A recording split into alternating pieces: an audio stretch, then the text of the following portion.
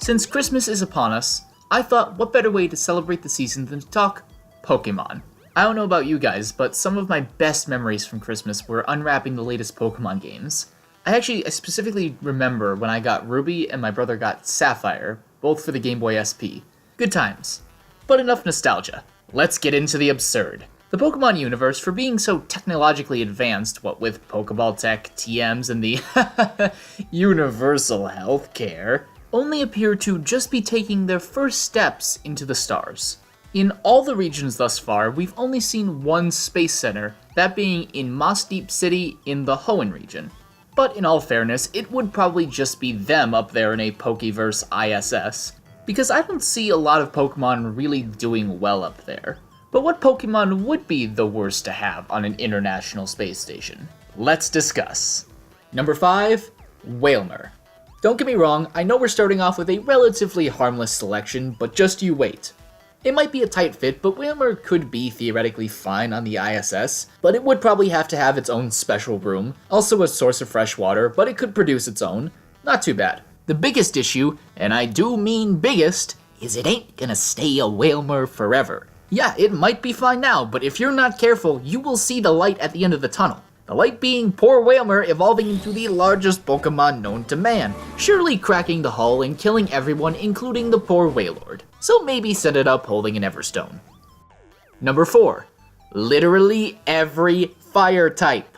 It might not come as a surprise to you, but NASA doesn't really like fire. Because if you don't know, fire and an O2 rich environment, not a great recipe. They make sure nothing whatsoever can catch fire. So I can't imagine in a world with Pokemon that any fire type would be let anywhere near that launch pad. And it might seem like a cop-out to say all fire types, but this list would be exclusively that if I didn't do this. Kinda makes for a boring video. Feel free to let me know among the 72 fire types, the one you would least like to have aboard. For me, it'd probably be a Pokemon with an open flame, i.e. Charmander or Cyndaquil. That would definitely be near the top. Number 3, Magneton.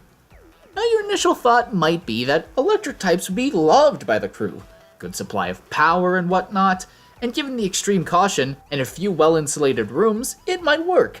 But Magneton is special. Based on the Pokedex, we know it produces a magnetic field of its own. That would immediately cripple the space station. Game over, no redos, keep that thing in its Pokeball or shove it in a freaking Faraday cage at the very least. You've been warned. Number 2, Weezing. The Pokemon that constantly is emitting toxins from its body? Yeah, that comes in at number 2. In an airtight environment, Weezing being out of its Pokeball for even a few seconds would be catastrophic for everybody. Toxic gas with really the only solution being to breach the airlock. It's not an impossible feat, but every astronaut would have to suit up for the spacewalk. And acting fast in microgravity isn't the easiest feat. Depending on the number of crew, you might be dealing with all but certain casualties. Number 1, Rotom. Oh boy, Rotom. Like many of these Pokemon, in an ideal scenario, it'd be fine. Also a nice power source for the station like Magneton, but Pokemon are not robots.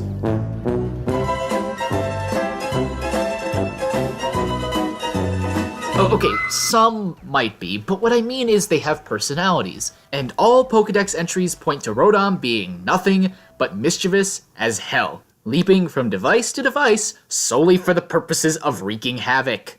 And all it takes is one Rotom going rogue, and well, the crew is now in one of the weirdest crossovers I can imagine.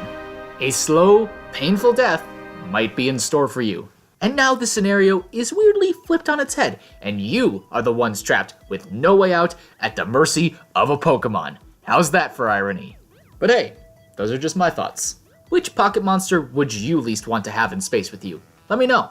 Be sure to like and subscribe for more hypothetical bullshit like this. But since it's the giving season, you should also like, comment, and subscribe for a chance to win this Rowlet plush. Just a little something to say happy holidays to you all. Until next time, I'm Taserlad, this has been On Geek. I hope everybody has a fantastic holiday, and thank you for watching.